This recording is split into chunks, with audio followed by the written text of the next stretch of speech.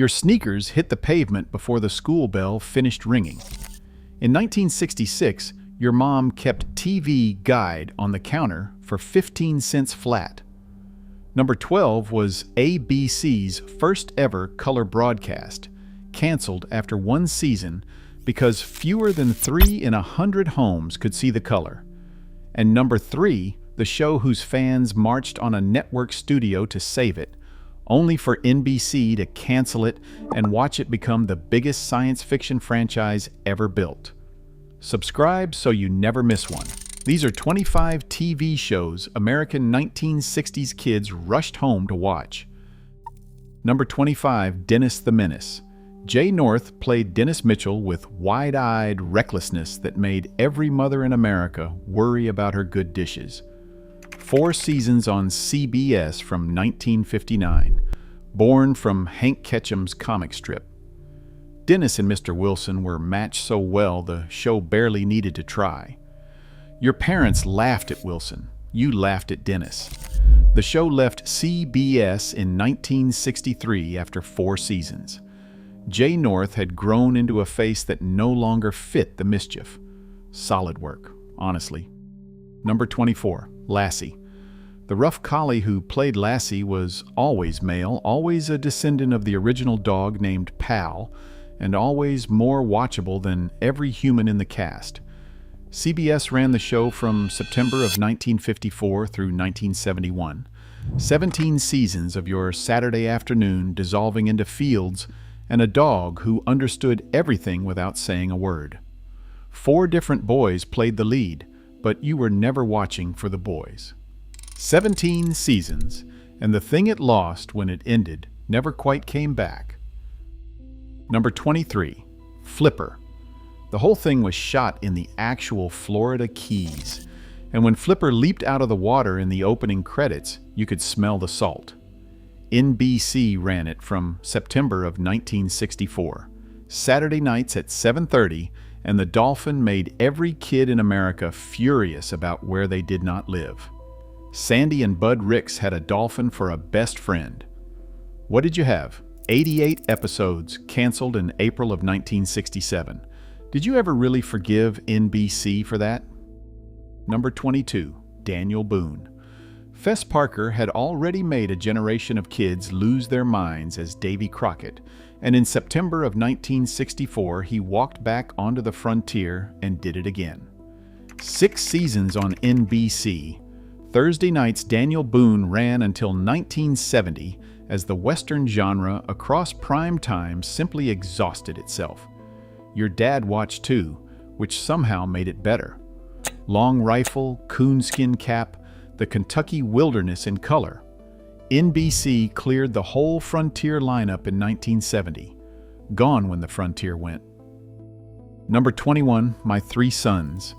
12 years, 2 networks, and Fred McMurray filming every scene in a concentrated block at the start of each season so he could go home and not think about television again until next year. The show moved from ABC to CBS in 1965 and ran all the way to August of 1972. Your family ate dinner to it, and so did theirs. When McMurray decided he was done, the show was done. No cancellation notice, no drama. A fair run by any measure. Number 20, Mr. Ed.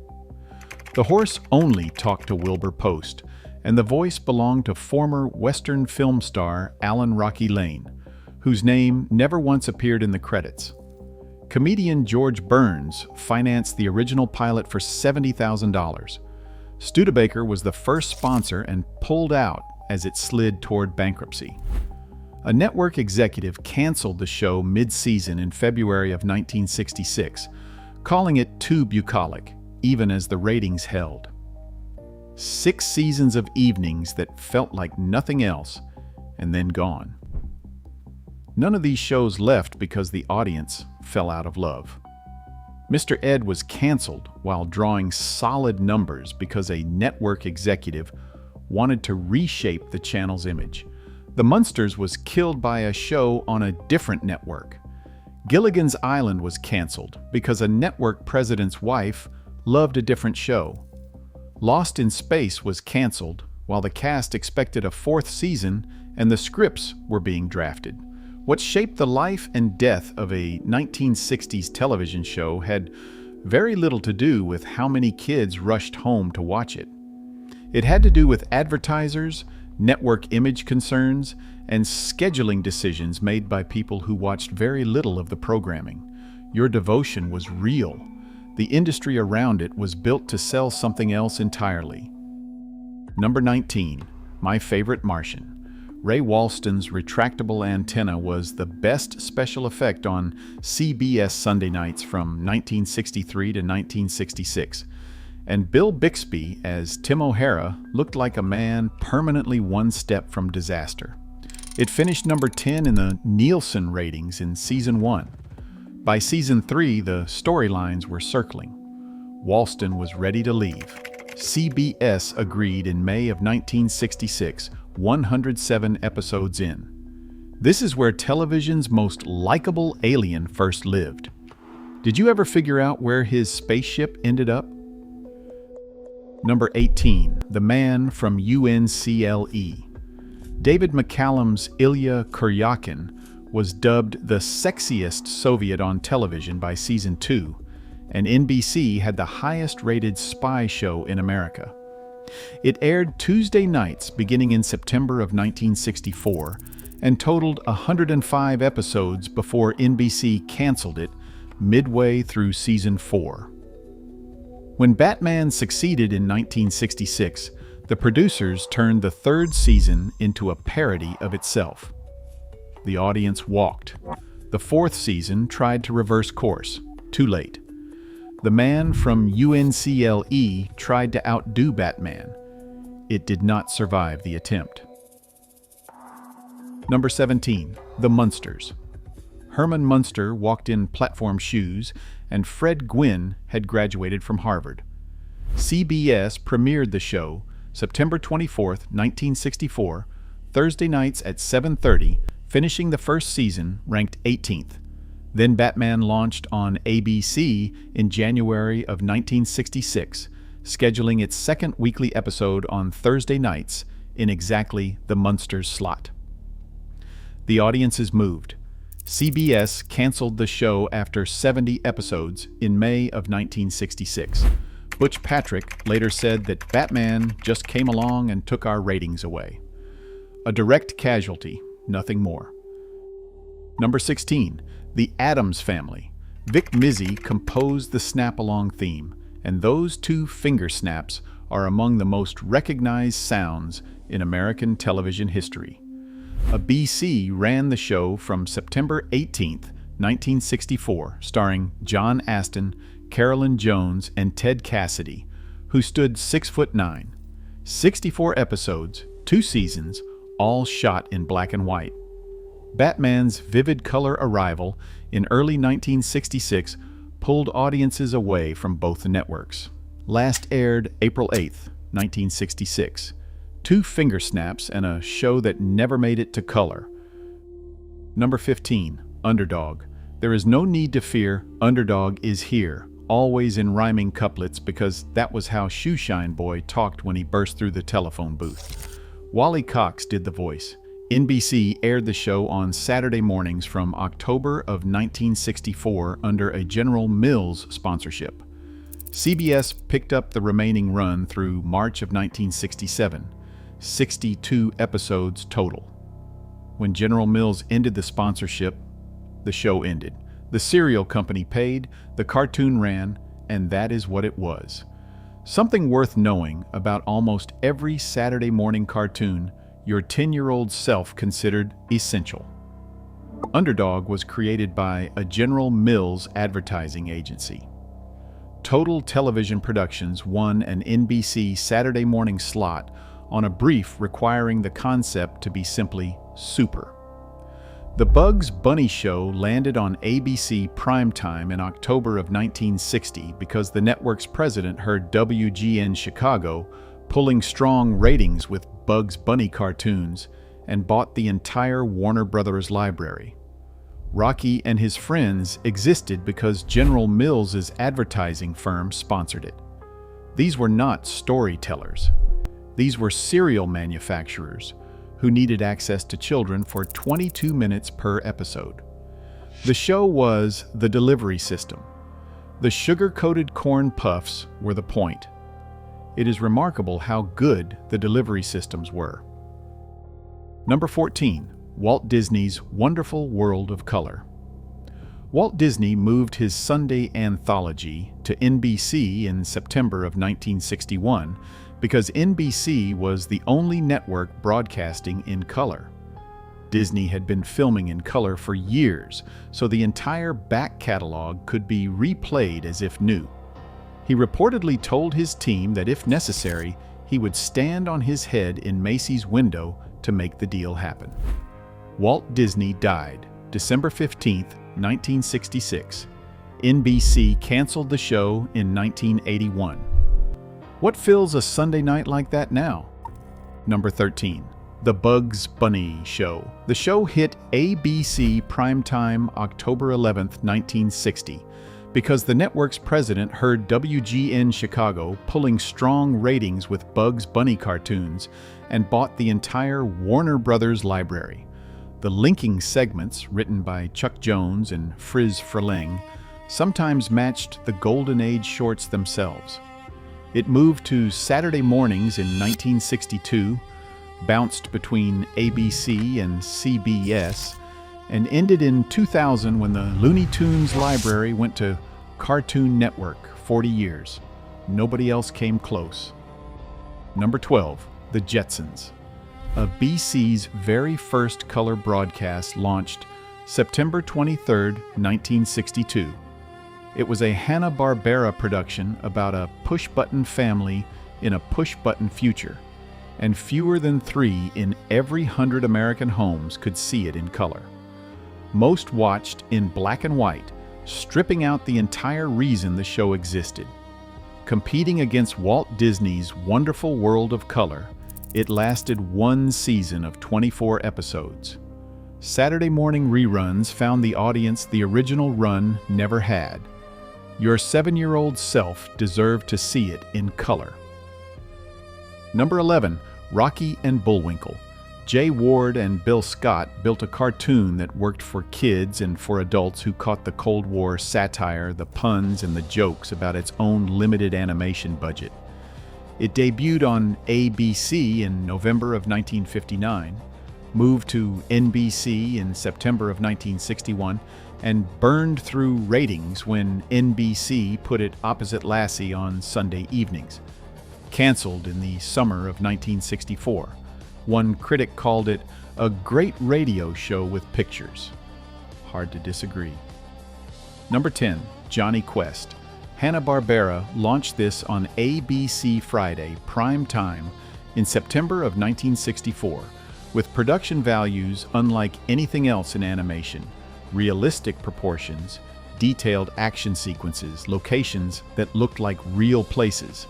26 episodes, one season, canceled because each episode cost more than the studio could sustain. It ran in reruns on ABC, then CBS, then NBC, one of the only animated shows of its era to air on all 3 major networks. Was there a single animated season in the 1960s that packed more into its run? What actually disappeared when these shows ended was not the show. It was the thing built around it. Every kid in America watching the same episode of Lost in Space on the same Wednesday night, the set going off at 9 o'clock, and the argument at the bus stop the next morning about what Dr. Smith had done. Streaming has made it impossible to share a room with 1 million strangers at the same moment. Somebody has already finished the whole series. Somebody hasn't started. The shared clock that turned a television program into a communal experience is gone. You didn't know that's what you had when you had it. You just knew you had to be home by 8, and the knowing made the whole neighborhood feel smaller and closer than it actually was. Number 9. Captain Kangaroo. Bob Keeshan had been fired as Clarabelle the Clown on Howdy Doody in 1952. 3 years later, he created Captain Kangaroo, a slow and gentle CBS weekday morning show named for the large pockets in his jacket, and ran it for 29 years. Mr. Green Jeans was Hugh Branham. Bunny Rabbit stole carrots. Your morning before school had a specific shape because of this show, every day for years. CBS let it go in 1984. Few shows ever earned that kind of morning. Number 8. I Dream of Jeannie. Sidney Sheldon created this for the NBC network as a direct response to Bewitched. The entire first season was filmed in black and white. Barbara Eden was pregnant the day the show sold, and the producers did not want to invest in color until she made it through production. Eden confirmed this in People magazine. 5 seasons, 139 episodes. The NBC network required a Jeannie-Tony wedding in season 5. Eden later said it ruined the show. That show deserved a better ending than the one it got. Number 7. Get Smart. Mel Brooks and Buck Henry pitched the show to ABC. ABC passed. NBC bought it, and Don Addams put on the shoe phone in September of 1965. Maxwell Smart was everything the spy genre was not. Incompetent, loud, operating under a cone of silence that never worked. Addams won 3 consecutive Emmys in 1967, 68, and 69. NBC canceled after the 4th season. CBS picked it up for a 5th season, 138 episodes total. A BC's loss, CBS's loss, history's unambiguous gain. Number 6. Bewitched. Elizabeth Montgomery twitched her nose, and ABC had its biggest hit starting in September of 1964. 8 seasons, 254 episodes, the first 2 in black and white. When it ended in March of 1972, most assumed it had been canceled. It had not been canceled. A BC had renewed it for 2 more seasons. Montgomery chose not to return, her contract up and her marriage to William Asher dissolving. 8 seasons on her own terms. Who walked away from a hit that cleanly? Number 5. Lost in Space. John Williams, credited as Johnny Williams, wrote the original theme. Dick Tufeld voiced the robot. CBS launched the show September 15, 1965. For 3 seasons, it set the standard for primetime science fiction. Guy Williams retired at 44, moved to Argentina, and died there in 1989. CBS announced cancellation February 19, 1968, while scripts for a 4th season were being drafted and the cast expected to return. The Robinsons never got home. One of the cleaner acts of injustice in 1960s television. By the middle of the 1960s, the networks were at open war over color. In 1962, fewer than 3 in 100 American homes owned a color television. The Jetsons, ABC's first ever color broadcast, launched into that market and was canceled after 1 season.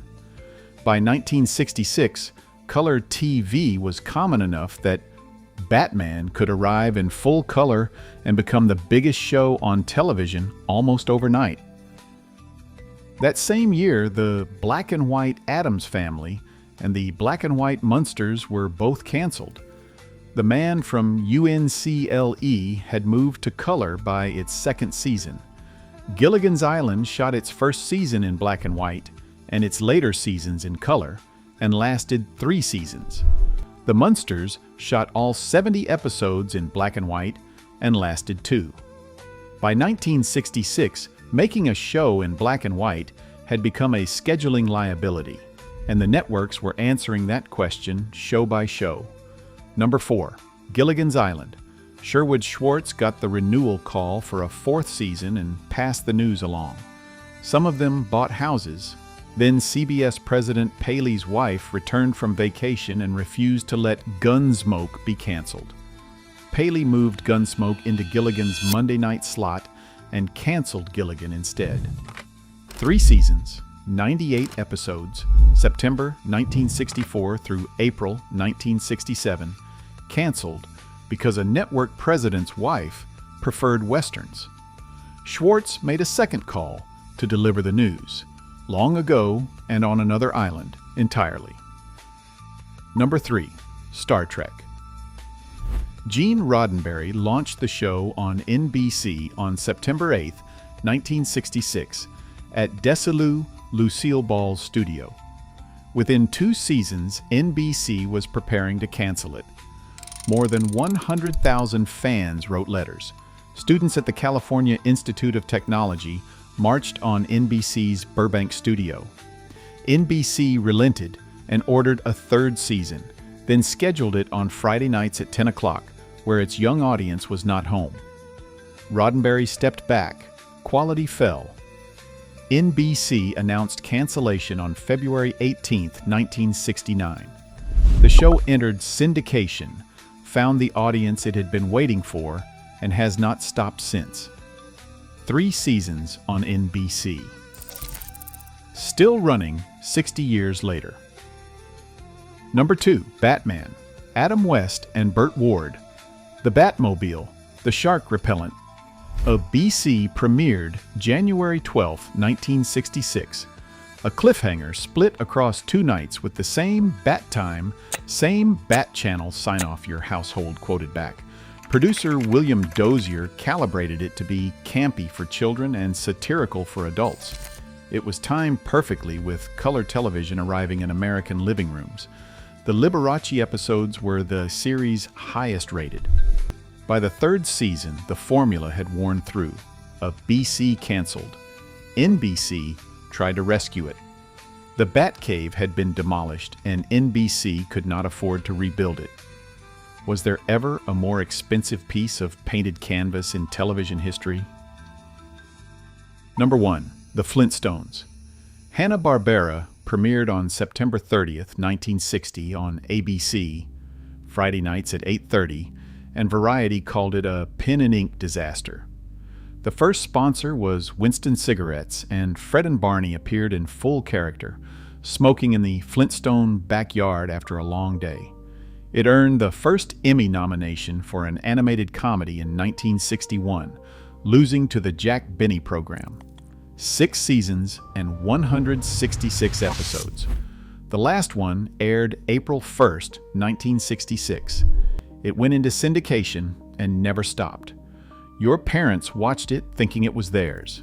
You watched it thinking it was yours. 5 decades later, and it still hasn't finished being either. Fred Flintstone was supposed to be a show for adults. The first sponsor was Winston Cigarettes.